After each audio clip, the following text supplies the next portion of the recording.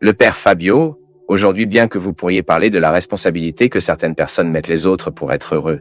Quand je mets à l'arrière de l'autre la responsabilité de mon bonheur, je commets 2 crimes.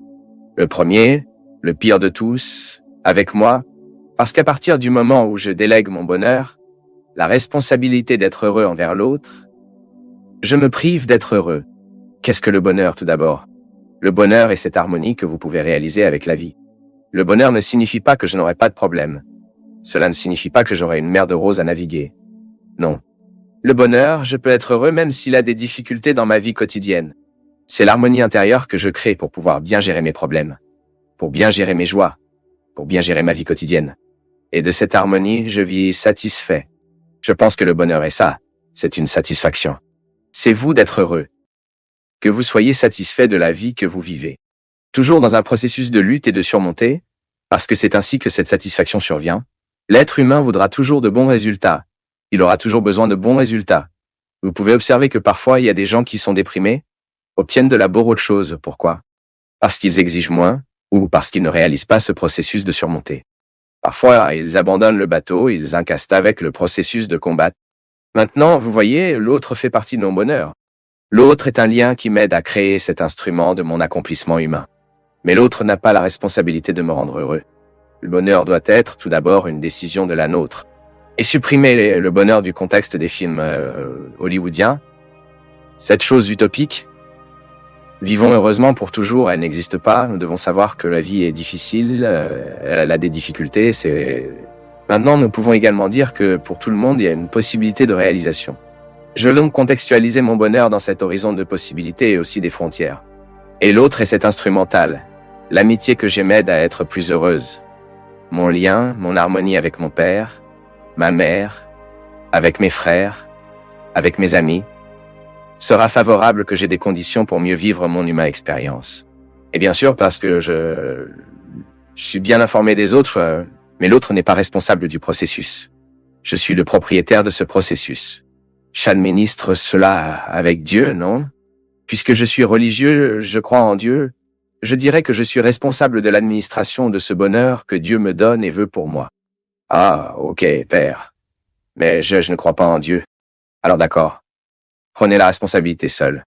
Vous partagerez l'instrumental pour que ce bonheur arrive aux gens de vos côtés.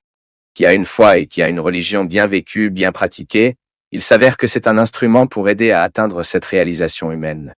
Il y a des gens qui ne peuvent pas vivre cette expérience de foi, mais ne sont pas libres de la responsabilité de gérer ce bonheur, de cette joie quotidienne, de cette responsabilité pour vous, de rechercher quotidiennement la satisfaction d'être qui vous êtes. Pour nous qui croient et se battent, afin que notre expérience soit toujours religieuse au sens le plus complet du terme, que tout est connecté, Je suis connecté à beaucoup de gens, donc j'ai cette conscience, je veux que cette connexion soit religieuse, c'est-à-dire que je veux vivre à chaque étape de ma journée d'une manière harmonieuse, je veux vivre dans le bon sens, je veux faire bravo à mon passage. Donc, avec cela, je finis par avoir l'occasion de contribuer à la joie et à la satisfaction de l'autre. Parce que si je traite la fille qui me reçoit bien, si je traite le médecin qui prend soin de moi, je finis par les donner. Je finis par être le leur aussi, un instrument pour quel bonheur qu'ils cherchent, tout comme je cherche le mien, est possible. Voyez comment tout est interconnecté? C'est religieux, non? Alors je crois que notre expérience est religieuse, car nous sommes toujours interconnectés. Et quand quelque chose rompt ce lien, cette connexion, je dois reprendre. Ensuite, j'ai besoin du rite, je pars. Je demande pardon. Quoi qu'il en soit, l'autre ne peut pas porter la responsabilité de mon bonheur. Je suis celui qui gérera ce processus.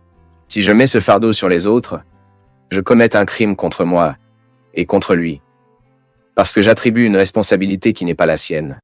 Je vous souhaite, dans vos difficultés, avoir toujours le droit et la possibilité de retirer vos excès.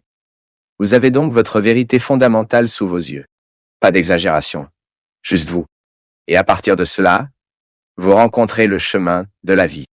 Merci pour votre affection, pour votre attention, et que Dieu vous bénisse beaucoup. Que Dieu déverse sur votre cœur, sur votre maison, sur votre vie, la disposition qui a caractérisé le cœur de Notre-Dame. Pour quel exemple d'elle? Nous pouvons aussi être un vrai chrétien, emmenant toujours Jésus sur ses genoux pour le présenter à ceux qui ne le connaissent pas encore. Versez sur nous la bénédiction du Dieu Tout-Puissant, Père, Fils et Saint-Esprit. Le Père Fabio, le Seigneur, a parlé de décision et de vivre les conséquences de nos décisions. Mon doute est, allons-nous toujours souffrir des conséquences des décisions que nous prenons ou après une mauvaise décision? Dieu peut-il intervenir en ma faveur? Je dis cela pour mon histoire. Avant de rencontrer le Seigneur, j'ai vécu une vie complètement injuste. Je n'avais aucun engagement envers les gens, en particulier envers les hommes avec lesquels je me suis impliqué. Après avoir connu mieux Jésus, je regrette, et depuis lors, je cherche à vivre la chasteté et à vivre des relations correctes. J'ai toujours pensé qu'à partir du moment où je prenais des décisions correctes, mais cela ne s'est pas encore produit. Ma question est donc, devrais-je souffrir pour toujours les conséquences de mes mauvaises décisions? Mon temps pour réparer les choses est terminé? Mais pour Dieu, rien n'est impossible. Mais j'ai eu quelques opportunités et je ne les ai pas appréciées. Cela a-t-il déterminé la fin de ma vie? Ma fille, une chose est sûre. Plus nous décidons vite, plus il est facile du changement en nous. Il n'a tout simplement aucune solution pour ceux qui sont morts. Dans le reste, il y a encore du temps et il est très bon pour nous de le croire. Nous mettons nos espoirs dans ce que nous pouvons faire. Vous voyez souvent dans nos vies, nous créons un contexte de ces mauvais choix et nous l'étendons sans aucun engagement à changer. Combien de fois dans nos vies, nous n'avons pas mesuré les conséquences de nos actes et cette fois s'est étendu depuis 20, 10, 30 ans. Parfois tu as une personne qui le processus de choix a été si nocif qu'à la suite, elle ne se sent plus encouragée à changer. Maintenant, mon expérience m'amène à comprendre que le pire est le choix d'aujourd'hui. Plus il est difficile de gérer demain. Nous devons donc avoir cette clarté. Par exemple, si je suis en option pour le crack, la cocaïne aujourd'hui, je choisis des médicaments très lourds, qui auront des consciences neurologiques en moi. Les conséquences des médicaments, elles sont également neurologiques. Combien de fois trouvez-vous des jeunes autour de 20 ans, et depuis des années, en raison de l'utilisation prolongée des stupéfiants sont allongés? L'utilisation de stupéfiants provoque la démence chez les personnes. Nous avons donc toujours besoin, chaque fois que nous trouvons une personne dans un processus destructeur, qui est né des choix qu'ils font, vous devez le faire plus rapidement. Maintenant, généralement, ces choix affectifs, ils laissent des marques dans nos vies, dans notre âme, que seulement de Dieu que nous pouvons le réparer. Et quand je parle de Dieu, je ne dis pas seulement en priant, je parle de toutes les ressources que nous pouvons utiliser pour que Dieu agisse en nous. Quand je suis conscient de chercher une thérapie pour que je puisse me réconcilier avec mon passé, je donne une chance à Dieu. C'est tellement beau pour vous d'identifier chez les gens par le traitement psychologique et psychiatrique, la reconnaissance, le look. J'ai besoin d'aide. Dieu commence à avoir une chance dans la vie de cette personne.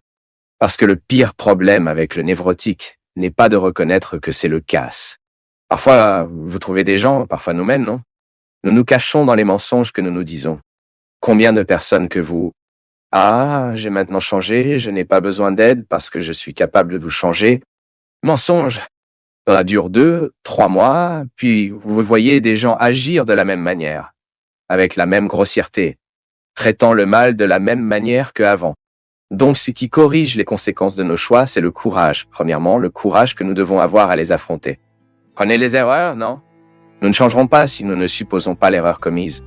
Vous vous réconciliez donc avec votre vie affective passée. La meilleure façon est de commencer la direction de la conscience même que vous prenez. Je n'ai pas agi de la bonne manière. Et puis à partir de cela, maintenant, réparez-le. Au fil du temps, ça devient difficile. Et aujourd'hui, ce n'est pas seulement vous qui confrontez le problème à trouver quelqu'un qui veut se marier. C'est vraiment très difficile. C'est une putain de crise, non? Les gens sont célibataires, terrifiés, et le temps passe. Et marque le temps dans le calendrier, et le prince ne suffit pas, et la grenouille? Puis plus le prince? Pas de grenouille, pas de cheval blanc. Il n'y a rien d'autre. Le conte de fées est brisé, non? Aujourd'hui, malheureusement, les gens ne veulent pas ce relation durable.